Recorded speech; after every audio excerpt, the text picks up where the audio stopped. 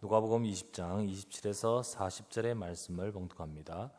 부활이 없다고 주장하는 사두개인 중 어떤 이들이 와서 물어 이르되 선생님이여 모세가 우리에게 써주기를 만일 어떤 사람의 형이 아내를 두고 자식이 없이 죽으면 그 동생이 그 아내를 취하여 형을 위하여 상속자를 세울지니라 하였나이다. 그런데 7형제가 있었는데 마지가 아내를 취하였다가 자식이 없이 죽고 그 둘째와 셋째가 그를 취하고 7이 다 그와 같이 자식이 없이 죽고 그 후에 여자도 죽었나이다. 7이 다 그를 아내로 취하였으니 부활 때에 그 중에 누구의 아내가 되리이까? 예수께서 이르시되 이 세상의 자녀들은 장가도 가고 시집도 가되 저 세상과 및 죽은 자 가운데서 부활함을 얻기에 합당히 여김을 받은 자들은 장가가고 시집가는 일이 없으며 그들은 다시 죽을 수도 없나니 이는 천사와 동등이요 부활의 자녀로서 하나님의 자녀임이라. 죽은 자가 살아난다는 것은 모세도 가시나무 떨기에 관한 글에서 주를 아브라함의 하나님이요 이삭의 하나님이요 야곱의 하나님이시라 칭하였나니 하나님은 죽은 자의 하나님이 아니요 살아있는 자의 하나님이시라. 하나님에게는 모든 사람이 살았느니라 하시니 서기관 중 어떤 이들이 말하되 선생님 잘 말씀하셨나이다 하니 그들은 아무것도 감히 더 물을 수 없음이더라. 아멘. 우리 옆 사람하고 서로 인사하시길 바랍니다. 말씀으로 은혜와 응답 받으시길 바랍니다. 인사합시다. 한 번 더 인사합시다. 하나님 말씀을 이룰 교회 일꾼 됩시다. 다시. 이 시간도 하나님께서 주시는 말씀, 살아있는 말씀입니다. 하나님은 살아계시고 또 살아계신 하나님께서 우리에게 말씀으로 역사하시기에 히브리서 4장 12절에 말씀은 살았고 운동력이 있어 좌우의 날선 어떤 것보다 예리하여 라고 하셨습니다. 이처럼 하나님 말씀이 살아서 우리 속에 임할 때, 우리 속에 들어올 때 하나님은 역사하십니다. 그러므로 오늘도 저는 이 말씀을 준비하며 기도하면서 제목대로 살아계신 하나님을 믿는 살아있는 신앙, 하나님 우리 성도님들이 각자의 처한 상황이 다 다른데 하지만 말씀은 저들의 인생의 답이 되어지고 또 그 말씀을 통하여 저들의 삶에 하나님의 역사가 있게 하여 주시옵소서. 그런 응답을 체험하고 또 누리는 살아있는 믿음이 되기를 소망합니다. 이런 마음으로 말씀을 생각하게 되었습니다. 그래서 오늘도 여러분과 제가 하나님을 만나고 누리는 귀한 시간 되기를 주의 이름으로 축원합니다. 하나님은 전능하십니다. 전능하신 하나님, 또 살아계신 하나님이십니다. 우리가 하나님 믿고 그 하나님을 만나고 예수 그리스도 복음 받아서 하나님 믿고 하나님 자녀 되면서 그때부터 하나님은 우리와 함께하고 계십니다. 영원히 떠나지 않고 우리 속에 성령으로 영원토록 함께 하신다 했습니다. 그렇다면 그때부터 우리 삶은 바뀌는 거죠. 행실이 바뀌는 것도 바뀌는 거지만은 더 중요한 것은 우리 삶이 소속이 바뀌었습니다. 그래 바뀌었고 다 바뀌었어요. 운명이 바뀌었습니다. 그때부터 우리 삶은 우리 수준으로 살아가는 인생이 아닌 거예요. 하나님의 능력을 믿는 믿음 안에서 그 능력을 누리는 삶이 되어줘야 되는 겁니다. 그래서 하나님께서 함께 하시는데요. 그 전능하신 하나님이 가만히 계신 분이 아니라 역사하시고 내 인생을 이끄신다 하셨는데요. 그러므로 우리는 그 하나님의 능력 속에서 누리는 삶이 되셔야 되겠습니다. 이사야서 40장 27절에서 31절 잘 아는 말씀 아닙니까? 하나님의 백성들에게 주님이 말씀하십니다. 야곱아 어찌하여 네가 말하며 이스라엘아 어찌하여 네가 이르기를 내 길은 여호와께 숨겨졌으며 내 송사는 내 하나님에게서 벗어난다 하느냐. 그렇죠. 왜 그렇게 생각하느냐. 너는 알지 못하였느냐 듣지 못하였느냐.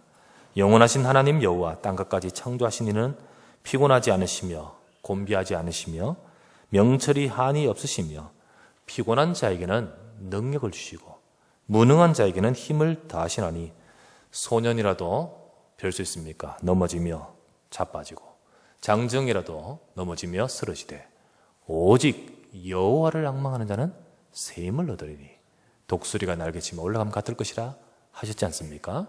그러므로 오늘도 저와 여러분들이요 하나님 함께하는 비밀을 누리면 우리의 한계, 우리의 무능은요 소년도 장정도 넘어지고 자빠질 수밖에 없는 수준입니다. 우리 수준으로 살면 그렇게 될 수밖에 없습니다.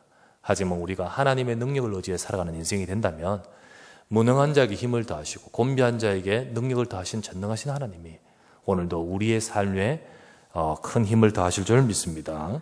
그러므로 우리는 이 비밀을 누려야 됩니다. 그런데 이스라엘, 우리가 성경의 말씀 보면 이스라엘 나라 백성들은 하나님의 백성이라 늘 하나님과 함께 가까이 있는 자였지만은, 그렇지만 늘 세상 속에서 그 함께 하신 하나님의 능력을 누리기보다는 그렇지 못했습니다. 오히려 전쟁과 재앙과 그로 인해서 고통이 끊이지 않았던 것이 우리가 성경의 말씀을 통하여 이스라엘의 역사를 보지 않습니까? 말이 안 되지 않습니까? 그런데 하나님은 그때그때마다 이 말씀을 주시고 계셨습니다. 이 말씀을 통해서 그들이 깨달아야 되는데, 깨달았을 때는 회복되지만은 깨닫지 못할 때는 여전히 그 생활 속에 고통 속에 있는 거예요. 왜 그럴까요? 본문에 오늘 유대인들의 모습도 단편적으로 보면서 진짜 문제가 뭔가 제대로 깨달을 수 있습니다. 그래서 오늘도 저와 여러분들도 오늘 우리가 어떻게 하면 하나님의 능력으로 살아야 될 것인가, 어떻게 하면 하나님의 능력으로 살 수 있을지를 알게 됩니다. 그러므로 우리는 오늘 본문의 유대인의 모습을 보면서 또 우리가 어떻게 하나님의 능력으로 살아야 될지 우리가 다시 한번 생각하는 시간 되어야겠습니다. 첫 번째입니다. 영적인 무지와 죽은 신앙 모습의 유대인의 모습을 보시기 바랍니다. 영적인 무지 그리고 죽은 신앙의 모습이 유대인의 모습입니다. 오늘 성경을 보니까요, 거기에 보니까 사두개인이 나오고요, 또 뭐 바리새인, 서기관, 바리새인이 나오고 뭐 등등 이런 것들이 거론됩니다. 예수님이 공생애 때, 예수님이 사역하실 그때에 유대 사회에서는 크게 세 파가 있었습니다. 세 가지 파가 있었습니다. 우리는 그거를 좀 이해하는 것이 성경을 이해하고 여러분들이 많이 도움이 됩니다. 상식적으로 좀 많은 것이 필요합니다. 그러면 그 중에 어떤 파가 있냐? 여러분 많이 들었던 바리새인, 바리새파, 오늘 본문에 나오는 사두개인, 사두개파, 그리고 잘 안 나오지만은 있는 에네세파라는 것이 있습니다. 에세네파라는 것이 있습니다. 자, 사두개파는 뭐냐? 오늘 사두개파는요, 사두개인들은 주로 이렇게 성전을 중심으로 이렇게 성전을 구심점으로 가지고요, 특별히 성전의 대제사장 중심으로 권력을 가진 또 모여진 당파들입니다. 여기서 제사장들이 계속 배출되었습니다. 그래, 아무래도 성전 중심으로 이스라엘 사회에서의 이렇게 힘을 이렇게 결집하여 모으고 있던 당파입니다. 그런데 이들은 이 권력을 유지하기 위해서요, 당시 사회가 로마의 속국이었기 때문에 로마 정치에 빌어붙어야 되는 거예요. 그래서 로마 정치권과 야합해가지고 그들의 권력을, 자신들의 권력을 굉장히 유지하려고 애썼습니다. 특별히 그 성전을요, 누가 지어줬습니까? 당시에 이 예수님 당시에 성전을 누가 지어줬죠? 헤롯 성전이라 하지 않습니까? 로마에서 세웠던 그 왕이 지어주고 있거든요. 그러니까 이들이 헤롯 왕과 빌어붙을 수밖에 없는 거예요. 붙어가지고요, 그들의 권력을 유지하려고 애썼습니다. 그렇게 굉장히 이들은 세속적이고요, 굉장히 그들은요 현세적입니다. 세속적이고 현세적이었어요. 특별히 예수님이 성전에 가셔서 막 이렇게 상을 엎으시고 막 이런 적이 있었습니까? 쫓아내시고 성전을 그때 뭐라고 했냐면 너희들이 강도의 소굴로 만들었다라고 책망하실 만큼 그들은 굉장히 돈을 좋아했습니다. 돈 받고 막 뭡니까, 성전세 또 뭐 재물 뭐 이런 게 하면서요, 전부 막 이렇게 그들이 돈을 밝혔던 그 모습들을 보여주고 있습니다. 그러니까 그들은요, 영적인 부분은요 어두운 채 전부 세속적, 현세적 이런 데 꽉 있는 거예요. 그러다 보니까 영적인 부분은 일체 인정하지 않았던 사람들입니다.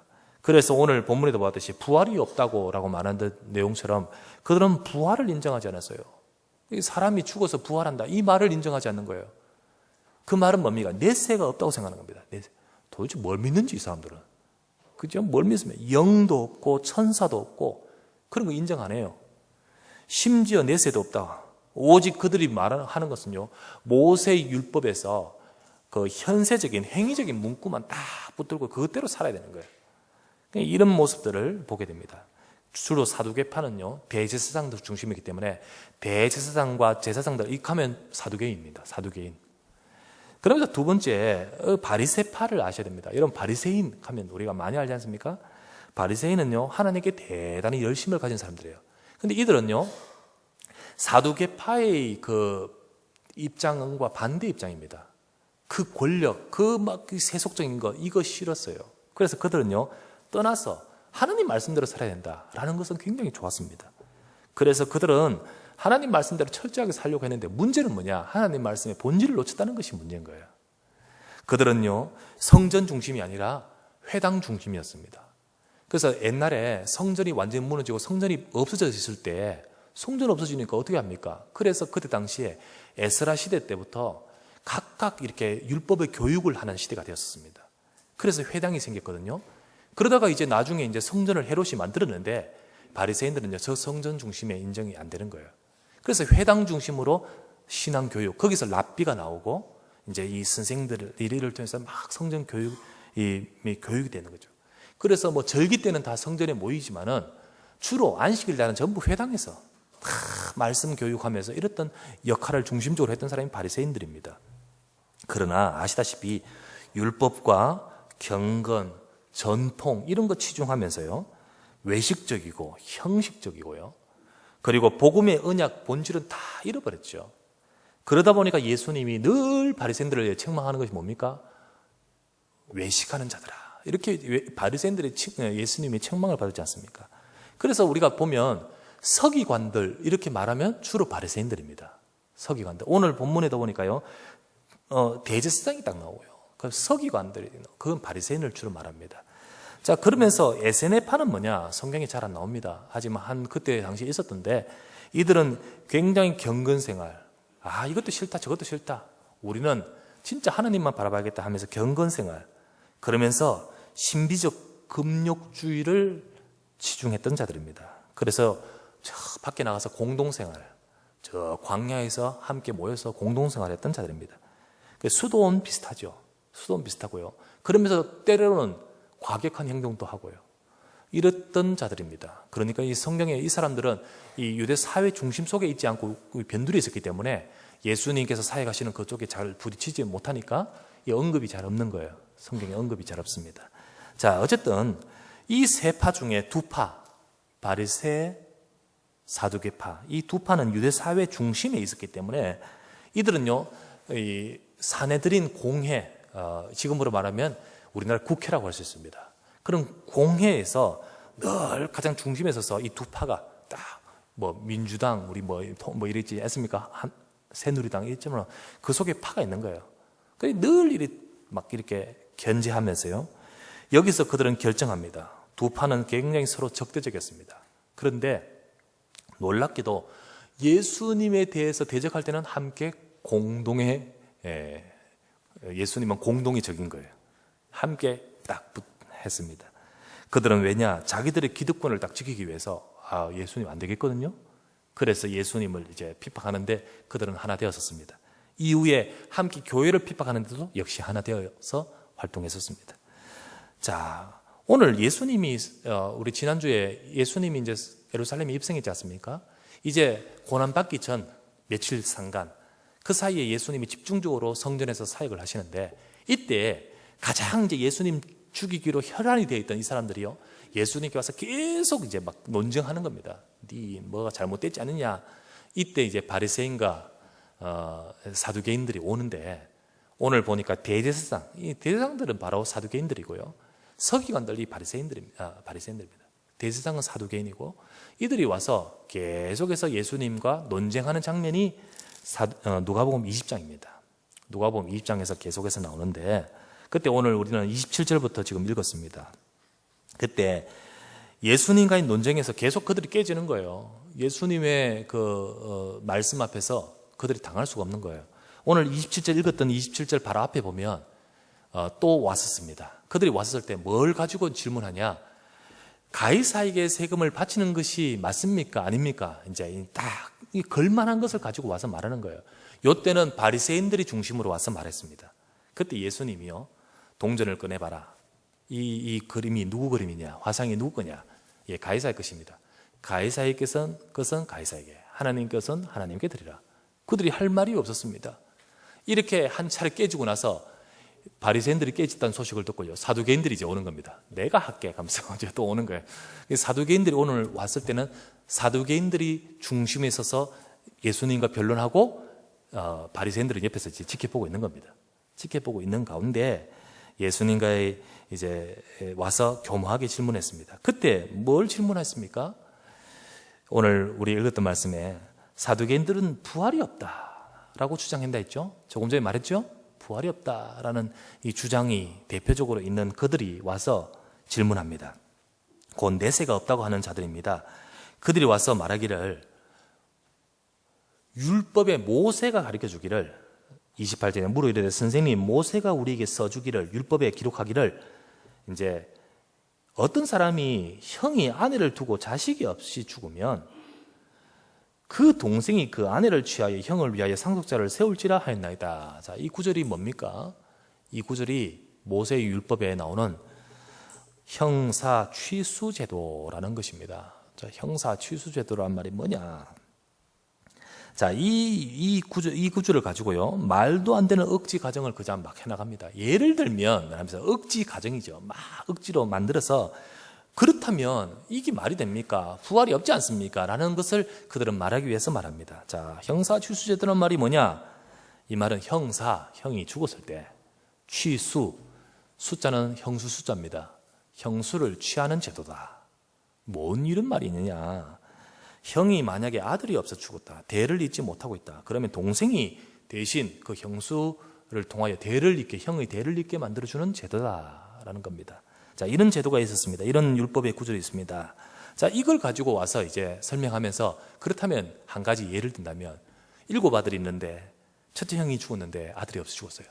그러면 둘째가 그 형수, 그런데 또 아들이 없어요. 셋째, 넷째, 대째가 7째까지 죽었어요.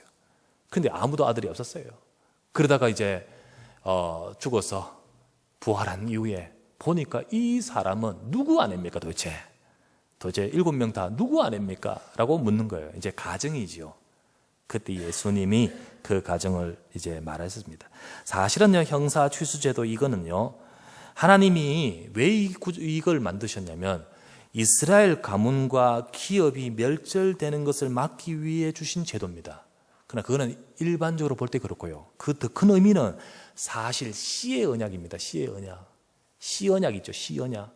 씨 언약과 사상을 중요시하게 하기 위해서, 씨 언약을 중요시하며 특별히 붙들게 하기 위한, 그 언약을 붙들게 한 목적으로 주신 것이 바로 이 제도였습니다.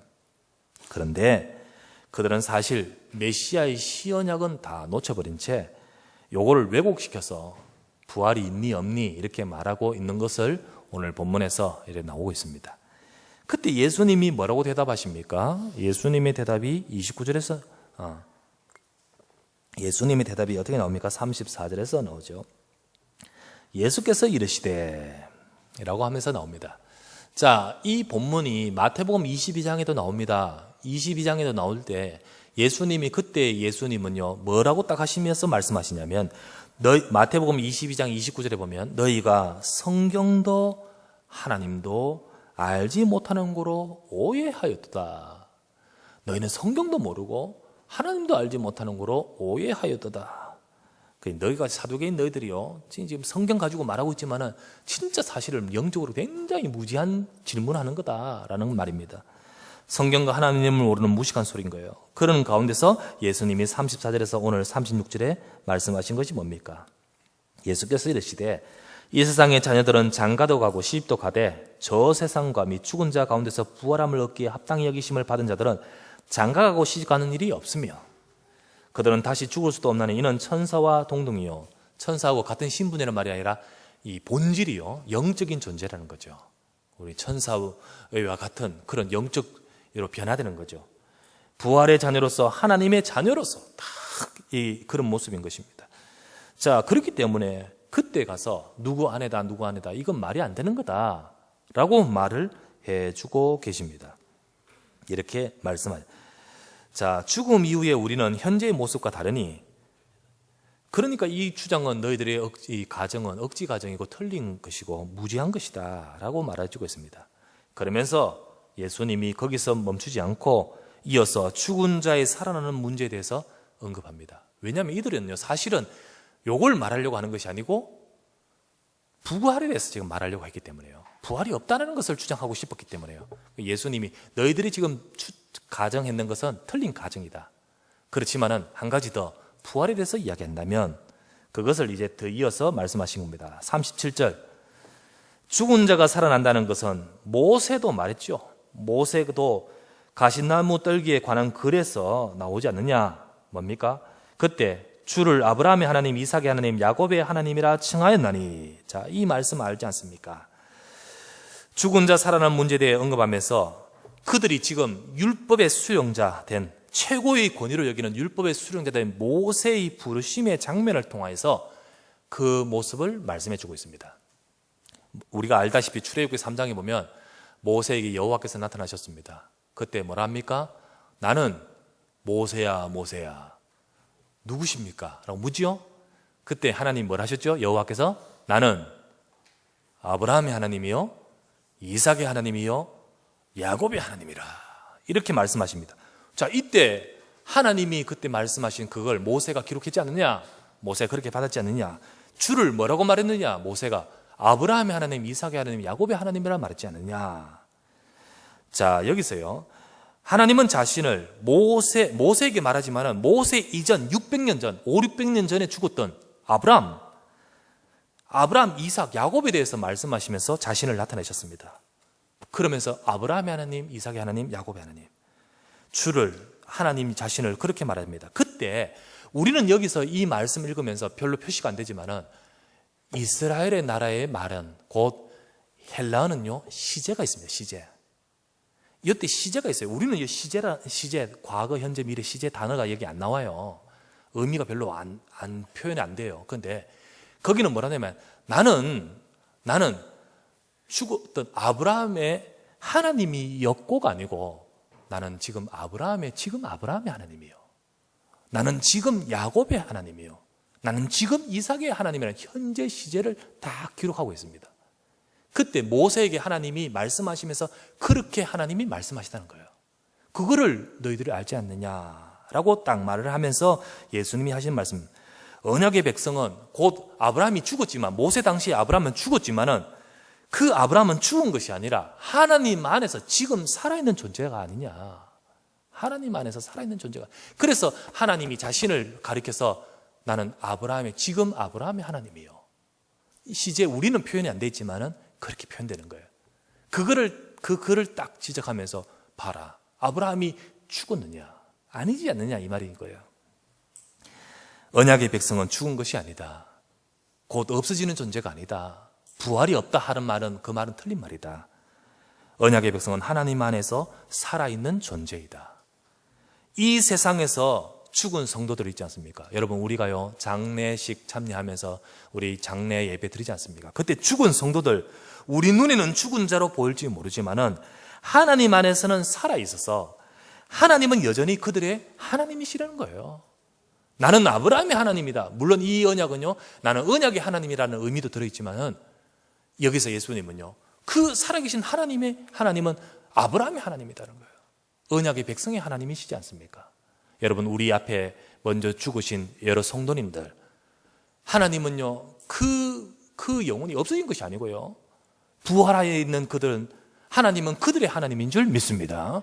예, 그것을 말해준 거예요. 그러니까 이걸 모르니까 부활이 없다라고 말하면서요 예수님께 와서 꼼수를 털면서요 막 이렇게 말할 때 예수님이 딱 너희들의 주장 자체가 틀렸고 그러면서 너희들이 말하는 의도 부활에 대해서 말한다면 예수님이 이 말을 딱 하는 거예요. 예수님 진짜 딱 집어서 딱 말하죠. 자, 사두개인들 바리새인들이 사실 누굽니까? 유대인의 지도자들입니다. 지도자들이에요.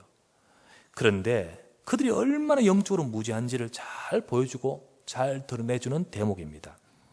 그들은 하나님을 잘 알고요 하나님 잘 믿는 듯 했지만은 사실은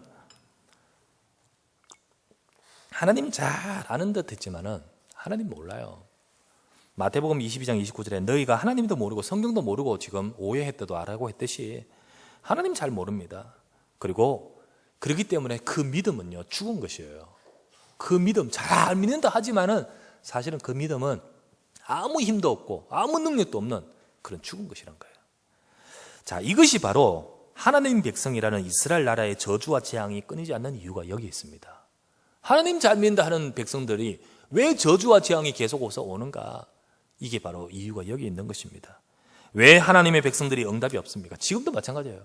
교인들, 우리 하나님 백성들, 성도들 삶에 왜 하나님의 응답이 없고 하나님의 살아계심과 하나님의 역사를 모르고 응답이 없고 무기력하고 그러냐는 거죠. 호세아서 4장 6절에 잘 나오고 있습니다. 호세아서 4장 6절 뭡니까? 내 백성이 지식이 없어 망하는도다. 공부 못해가 망한다 이 말 아니죠? 이 지식이 뭡니까? 지식, 언약의 지식을 말합니다. 내 백성이 달달달달 외우고 있는 이 성경은 외우고 있지만은 사실은 진짜 중요한 건 모르고 있어 망하는도다. 지식이 없어 망하는도다. 그러므로 네가 지식을 버렸으니 나도 너를 버려 내 제사장이 되지 못하게 할 것이요. 사실 언약을 주시면서 너희는 제사장이다, 세상 나라를 살릴 하나님 백성이다라고 하시면서 주셨습니다. 하나님이 아브라함을 부르시면서 언약을 주시면서요, 너로 말미암아 천하 열방이 복받을 것이다. 그 언약의 힘은요, 복음은요, 그런 힘이 있습니다. 그런데 요거를 딱 버려버렸어요. 요것이 없어요. 지식이 없어 결국은 망하는 거예요. 망하면서 어떡합니까? 나도 너를 버려 제사장 나라가 되지 못하게 만들 것이다. 여러분과 제가요, 언약의 비밀이 있으면 세상을 살리는 힘이 있습니다. 하지만 왜 이스라엘 나라가 백성들이요 망합니까? 망할 뿐만 아니라 세상을 살리는 힘은 없지 않습니까? 이유가 뭐죠? 지식이 없어 망하는 듯다. 복음 놓쳐버리고, 방금 말했죠? 이 수준이 여 수준인 거예요. 복음 놓쳐버리고 참 영적으로 얼마나 무지한지요. 그러다 보니까 망하는 도다. 왜 실패가 오고 왜 문제가 옵니까? 왜 응답이 없습니까? 왜 무기력합니까? 지금도 마찬가지예요. 여러분, 교인들이 왜 삶 가운데 응답이 없고, 우리가 왜 하나님의 축복을 못 누리고, 왜 세상 현장에서 우리가 무기력하게 됩니까? 우리가 언약을 놓쳐버리면 하나님은 너를 왕같은 제사장이요, 그죠? 거룩한 나라여 그의 소유된 백성으로 우리를 부르셨지 않습니까? 그런데 이 축복을 놓쳐버리면 우리는 세상에서 무기력할 수밖에 없는 거예요. 맞습니다. 그렇습니다. 여러분, 놓치셔서는 안 되는 거예요.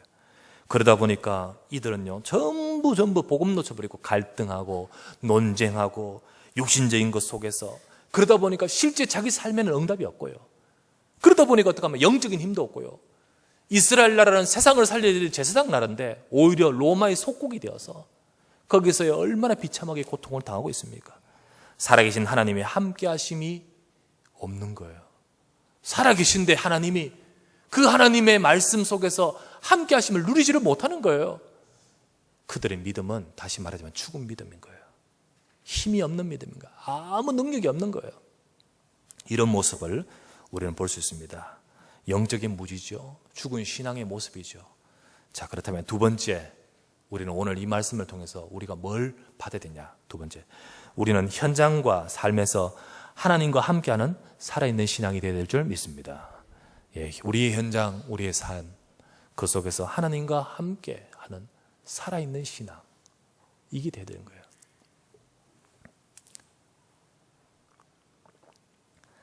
어떻게 우리 삶에서 죽은 신앙이 아니라 하나님이 함께 하심을 누리는 능력 있는 살아있는 신앙이 될 수 있을까요? 어떻게 하면 우리가 우리 삶에서 하나님이 응답하시는 축복을 실제로 누리는 삶이 될 수 있을까요?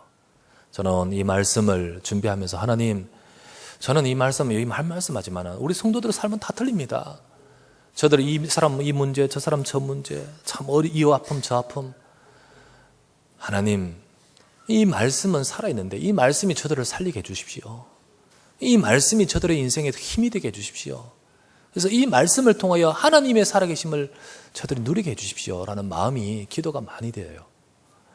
어떻게 하면 될까요? 첫 번째입니다. 먼저 영적인 무지해서는 안 돼요. 먼저 언약에 대한 올바른 깨달음이 있어야 됩니다. 여러분, 언약에 대한 올바른 깨달음, 너희가 진짜 무식하다라는 이 사두개인 바리새인들 예수님 말씀대로 그렇지 말고 우리는 언약에 대한 올바른 깨달음, 영적으로 무지한 모습, 그 믿음은 살아있지 않았습니다. 우리는 바로 깨달아야 돼요. 여러분, 성경에는요, 세 종류의 지식이 있다고 분류할 수 있습니다. 성경에는 세 종류의 지식이 있다고 분류할 수 있어요. 첫 번째는 뭐냐? 성경을 딱 읽으면요, 하나님 모르는 불신자 또는 누구나 이해하고 공감할 수 있는 말씀도 들어있어요. 누구나 다 그래 끄떡이며 고개가 수긍되고 이런 말씀이 들어있어요.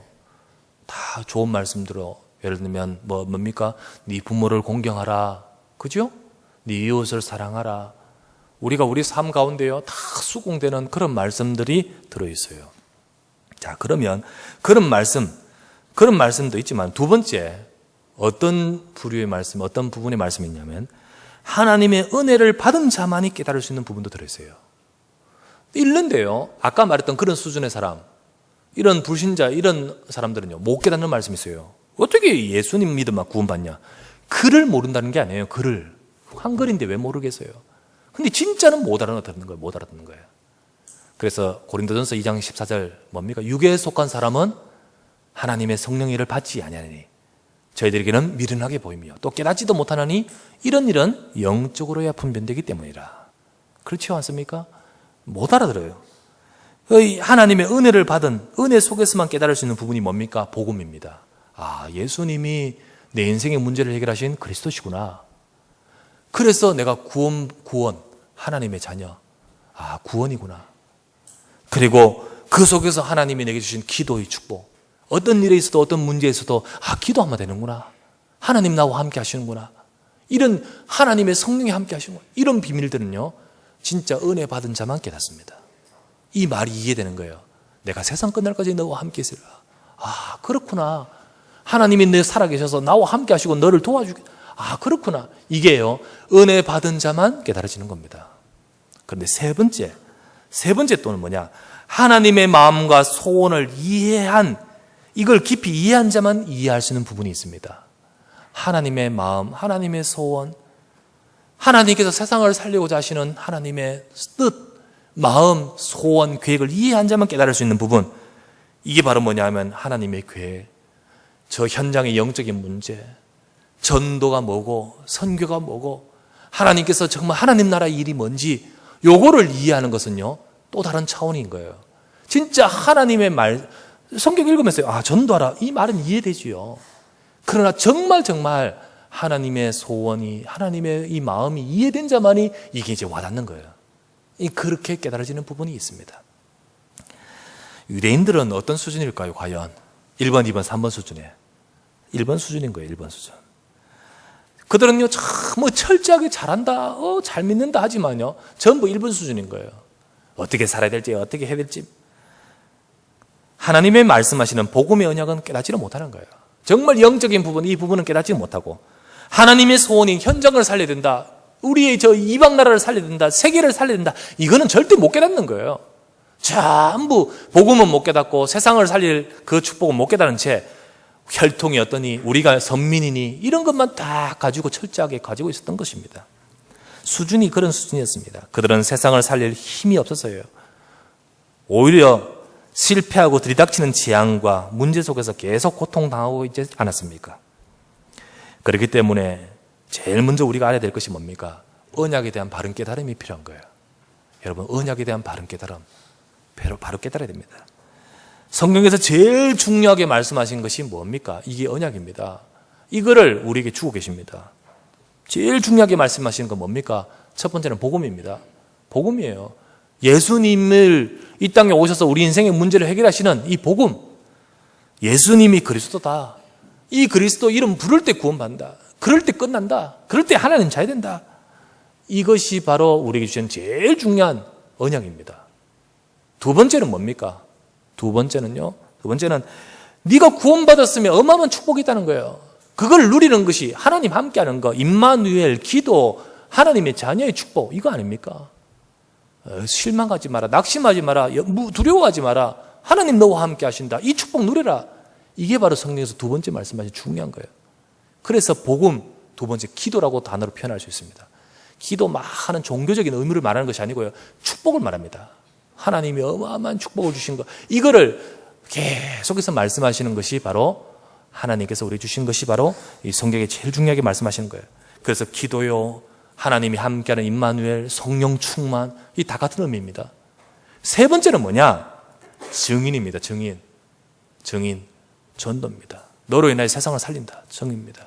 그래서 이 세 가지, 복음, 기도, 전도, 말씀, 기도, 전도, 이게 바로 성경에서 언약으로 제일 중요하게 우리가 말씀하시는 중요한 내용인 겁니다. 여러분, 언약에 대한 올바른 깨달음이 있어야 됩니다. 예수는 그리스도인 줄 믿습니다. 하나님은 우리에게 그리스도의 언약 가진 저와 여러분들에게 함께 하시기 때문에 기도하면 응답받습니다. 하나님은 나를 통하여 세상을 살릴 하나님의 계획 속에 있습니다. 이거를 딱 붙드시는 저와 여러분 되시기를 바랍니다. 이게 바로 우리가 하나님의 축복을 누릴 비밀입니다. 그러면서 두 번째, 어떻게 내 현장과 내 삶에서 하나님이 함께 살아있는, 하나님이 함께 하는 살아있는 신앙이 될 수 있을까요? 두 번째, 이 깨달음이 아까 말씀했던 언약에 대한 올바른 깨달음, 이 깨달음이 지식으로 끝나지 말고 우리 삶 속에서 실천이 되고 실현이 돼야 됩니다. 여러분, 삶 속에서 실천이 되고 실현이 돼야 돼요. 지식의 그 깨달음이 지식으로만 딱 남아버리면 안 되는 거예요. 안 되는 거예요. 그 깨달음이 귀하기는 귀하지만은 실제로 그걸 가지고 내 삶 속에서 하나님의 살아계심과 함께하는 비밀을 누리는 삶이 되기 위해서는 이것이 우리 삶 가운데 실천이 되고 실현이 되는 거예요. 야고보서에 뭐라 되어 있습니까? 행함이 없는 믿음은 무슨 믿음이다? 죽은 믿음이다. 믿음이요, 우리의 삶으로 이어지지 않고 우리 삶의 실천으로 실현으로 되지 않으면 죽은 믿음이다. 조금 전에 바리새인 사두개인 죽은 믿음이다. 아무 힘도 없고 능력도 없는 믿음이다. 하나님의 역사를 누리지 못한다. 여러분과 제 삶 가운데 하나님이 함께하는 살아있는 신앙, 그런 되기 위해서는 정확한 올바른 영적인 깨달음, 이것이요 우리의 삶의 실천과 실현이 되어야 됩니다. 여러분, 알기는 알지만 막상 현실 어려움과 문제와 맞닥뜨리면 놓치게 되는 것이 우리 연약한 우리 모습입니다. 맞닥뜨리면 놓쳐요. 예수가 그리스도 되심을 알고 또 기도하면 되는 줄도 알고 알기는 알지만 아는 것으로 끝나면 우리 믿음은 현장에서 승리하는 믿음이 되지 못합니다. 하나님은 우리가 곤궁에 처해 있는 상황 속에 있을 때에도 하나님은 우리의 사정을 알고 계십니다. 하나님은 우리가 굉장히 곤비한 상황에 있는 그 상황에도 하나님은 우리를 알고 계시고 우리를 도우시고 계십니다. 그때 함께하고 계신다는 사실을 우리는 기억해야 됩니다. 이사야서 41장 8절부터 10절 뭡니까? 이사야서 41장 8절 10절 잘 알지 않습니까? 나의 종 너 이스라엘아, 내가 택한 야곱아, 나의 벗 아브라함의 자손아, 내가 땅 끝에서부터 너를 붙들어 땅 모퉁이에서부터 너를 부르고 내게 이르기를 너는 나의 종이라 내가 너를 택하고 실어버리지 아니하였다 하였노라. 두려워하지 말라, 내가 너와 함께함이라. 놀라지 말라, 나는 내 하나님이 됨이라. 참으로 너를 구세게 하리라. 참으로 너를 도와주리라. 참으로 나의 의로운 오른손으로 너를 붙들어 주리라. 그렇게 말씀하지 않습니까? 하나님은 우리를 부르신 하나님, 땅끝 모퉁이에서부터 부르신 하나님, 나의 종 야곱아, 나의 벗 아브라함의 자손아, 하나님 백성을 말합니다. 저와 여러분들을 아시고 우리를 붙드시고 우리를 도우시고 우리와 함께 하겠다 했습니다. 그런데 우리는요, 이 부분 다 놓쳐버리고요, 우리는 우리의 상황, 우리의 삶 속에서 이 부분 놓쳐버립니다. 우리가 승리하기 위해서는 이것이 지식으로 끝나지 말고 내 삶 속에서 붙들어야 될 줄 믿습니다. 성경에 살아있는 믿음의 선조들, 신앙의 선배들, 승리했던 사람들, 그들 모든 역시 그들 삶 속에서도 똑같이 어려움이 있었습니다. 문제 있었어요. 그들은 형통했고 우리만 어려운 거 아니죠. 그들은 어려움이 있었습니다만 그들은 중요한 것은 그 언약을 잡았던 거예요. 그러니까 믿음의 선조가 되는 겁니다. 아브라함이 있었습니다.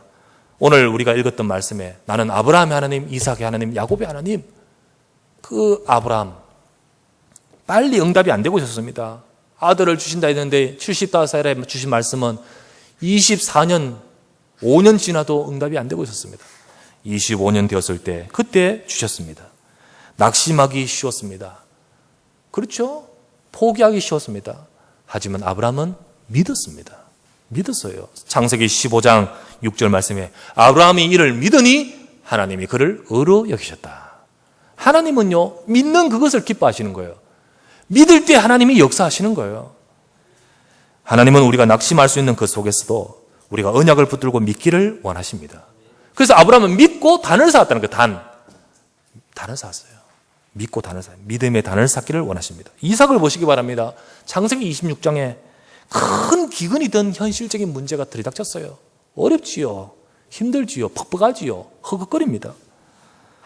아비멜렉의 견제, 그것 또한 너무 힘들어요. 계속 어렵습니다. 뺏깁니다. 그때 하나님이 주신 언약을 잡았습니다.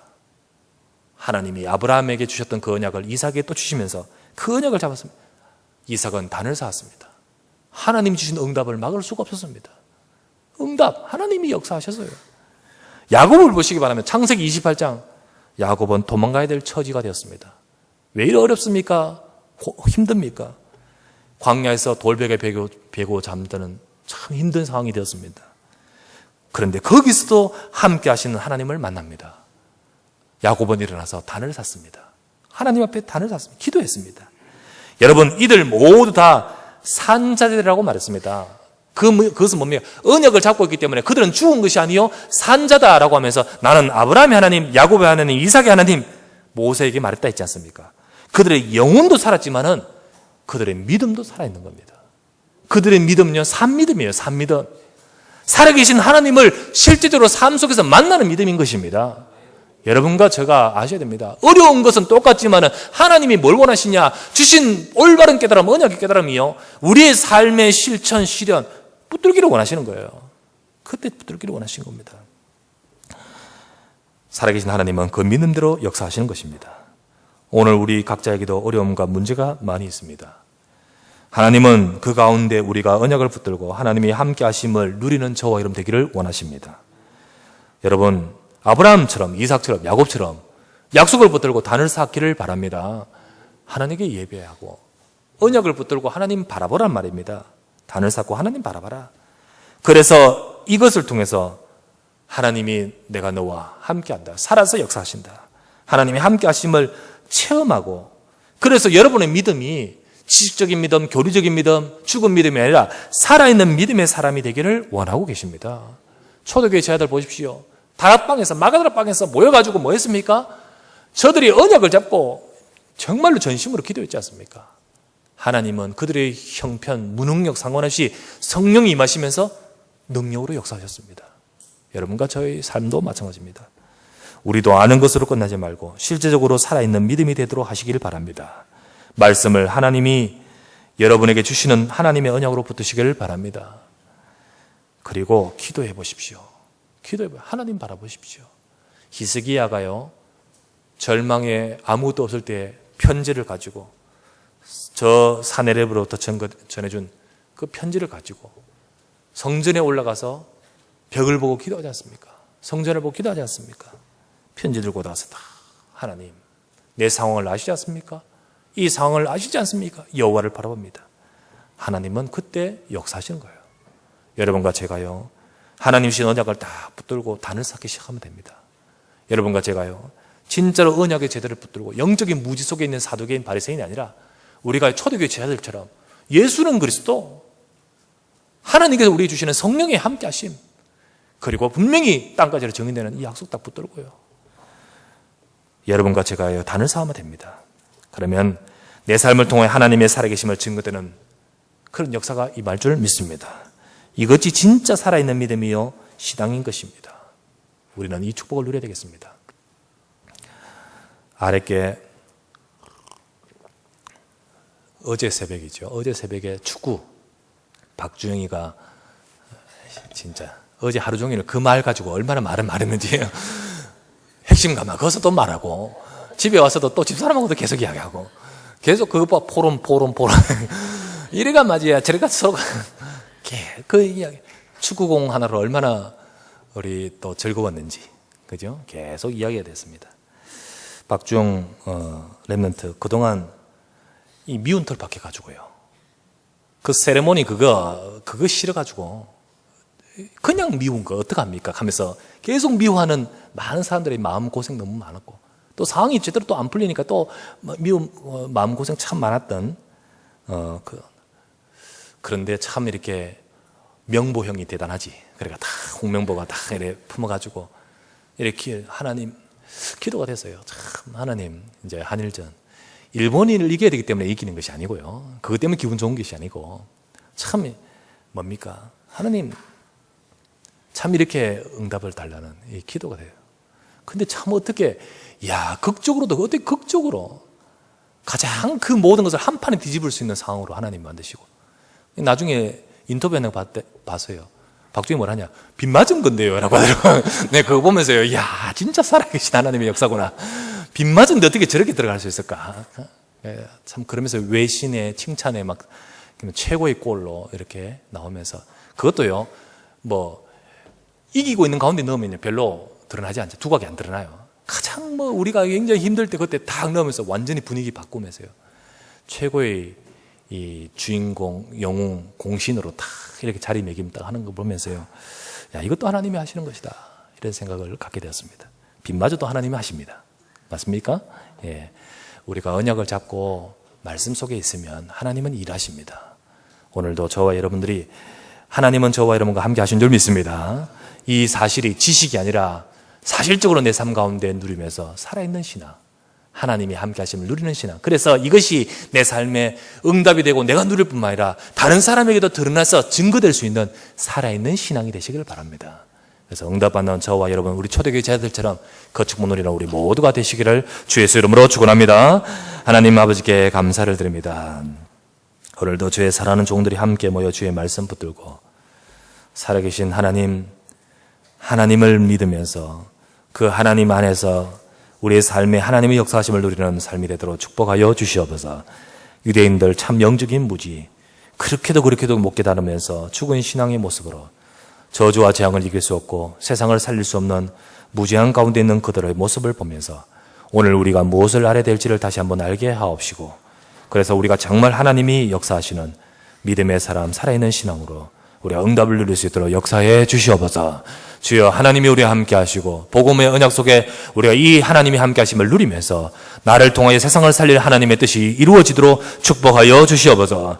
어려움과 문제 속에 있는 자 있습니까? 아브라함의 하나님, 이삭의 하나님, 야곱의 하나님이요, 오늘도 우리의 하나님, 살아있는 믿음에 가진 백성들의 역사하시는 하나님이신 줄 믿사오니 오늘도 이 믿음 안에서 주를 바라보는 모든 종들 위해 역사하시고 축복하여 주시옵소서. 우리 구주 예수 그리스도의 이름으로 간절히 기도드리옵나이다. 아멘.